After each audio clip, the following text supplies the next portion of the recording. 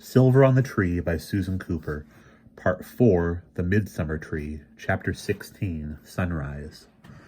Jane had gone out before 5 from the sleeping hotel. She did not wake her brothers. Irrationally but strongly, she felt that when Merriman had said, "Be on the beach at sunrise," he had meant the words particularly for her. The boys, she thought, could follow in their own time. So she slipped out alone into the gray morning and crossed the silent road and railway track, hearing only a surf of distant thunder. Hearing only the surf of distant thunder on the beach beyond.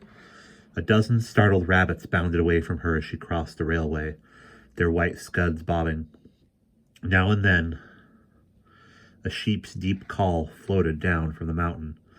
The morning was colorless and cold. Jane shivered in spite of her sweater and ran over the rolling golf course toward the high dunes. Then she was climbing through long, wiry marram grass, with the dew-darkened sand shifting cold through her sandals, until the last step brought her breathless to the top of the tallest dune in the world opened before her in a great sweep of brown sand and gray sea, its flat horizon dissolving into mist where the arms of Cardigan Bay embraced the sea and sky. Something lay at her feet on the crest of the dune. Looking down, Jane found a small brown rabbit. Its eyes were open and unblinking. It was dead. When she stepped over it, she saw with a shock that its stomach had been torn open and the guts ripped out before the rest of the untouched furry body had been tossed casually aside. Jane went on down the dune in long sliding steps, more slowly, wondering for the first time what she should expect to see when the sun rose. She crossed the dry sand, and above high water mark,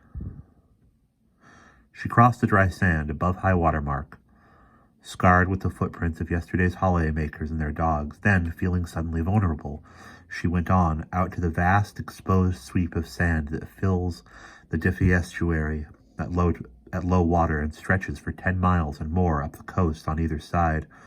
Nothing was before her but the gray sea and sky and the long, soft roaring line of the surf.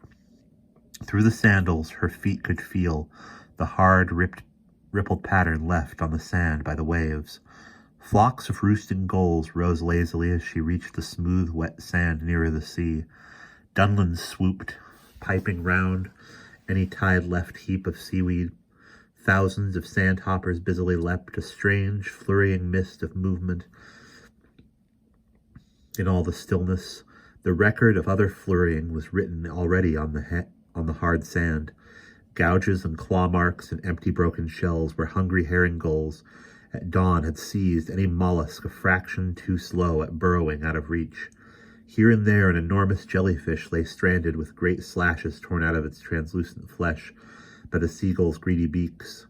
Out over the sea the birds coasted, peaceful, quiet. Jane shivered again. She veered to the left and walked toward the great jutting corner of sand where the river Duffy met the sea. A thin sheet of water spread rapidly toward her feet. The tide was coming in, advancing more than a foot every minute over these long, flat sands. On the corner of the estuary, Jane paused, isolated, far out on the enormous beach, feeling small as a shellfish under the empty sky. She looked inland to the village of Aberduffy, lying on the river, with the mountains rising on either side, and she saw that the sky over the huddle of gray slate roofs was pink and blue, mounded with reddish clouds. And then, behind Aberduffy, the sun came up. In a brilliant yellow-white glare, the fierce globe rose out of the land, and Jane swung round again, back toward the sea. All the grayness had gone. Suddenly now the sea was blue. The curling wave tops shone a brilliant white. Seagulls gleamed white in the air, and in a long roosting line on the golden sandbar in the mouth of the river, where they had not ever been visible before, her shadow lay long and thin before her on the sand, reaching out to sea. Each shell had its own dark, clear shadow now. Each strand of weed, even the ripples of the sand. Only the mountains across the estuary were dark and obscure, vanishing into cloud. At their feet, a long white arm of mist shrouded the river.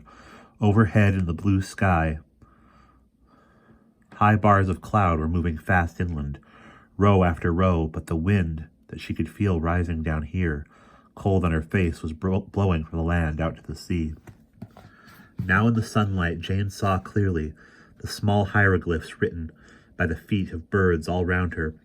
On the sand, the arrowhead footmarks of gulls, the scutter of sandpipers and turnstones. A black-backed gull swooped overhead, and its yelping, yodeling cry faded into the wind, a long laugh ending in a husky croak. A high piping came from the sea's edge. The water ran faster over the flat sand. All at once, Jane too began to run, away from the sea, toward the sun. The clouds flew over her head faster than she, rushing eastward, yet into her face. The rising wind blew stronger and stronger, picking up the sand as it rose in long streamers and trails. It blew into her eyes in a fine stinging mist. She ran more slowly, staggering against it, leaning into it, only seeing the flying streams of bright sand. Voices called her name. She saw Simon and Barney rushing toward her from the dunes. She thought, they came sooner than I expected. But something drove her to ignore them, to run on. Even as they came up level with her, she flung herself forward, eastward into the wind with the boys at her side. And then they stumbled as ahead of them 2 figures took shape in the flying sand against the brilliant sun, like apparitions in a golden mist. The bars of cloud overtook the sun, and the blazing light died, all color dropping away, and before them stood Will and Bran. And bright against his white sweater and jeans, Bran carried a gleaming sword. Barney's yell was pure triumphant delight. "You've got it!" "Hey," said Simon, beaming. Jane said weakly, "Oh, goodness, are you all right?" Then she saw the sword. "Oh, Bran!" The wind whistled softly past them on the beach, chill but more docile now, blowing gritty streamers of sand against their legs. Bran held the sword toward them slantwise, turning the 2-edged blade so that even beneath the clouding sky, its engraved surface glittered and danced. They saw that a thin core of gold ran down the center of the crystal blade from the handle, a golden handle behind an ornate crosspiece hilt, inlaid with mother of pearl. "Arias," Bran said. "Yes, very beautiful." He was staring at the sword through narrowed eyes. His dark glasses were gone, and without them his face looked oddly naked and very pale. He turned inland slowly, the sword in his hand, turning as if it were leading him. "Arias, blazing, sword of the sunrise." "Reaching to the sunrise," Will said. "That's right." Bran looked at him quickly in a kind of grateful relief.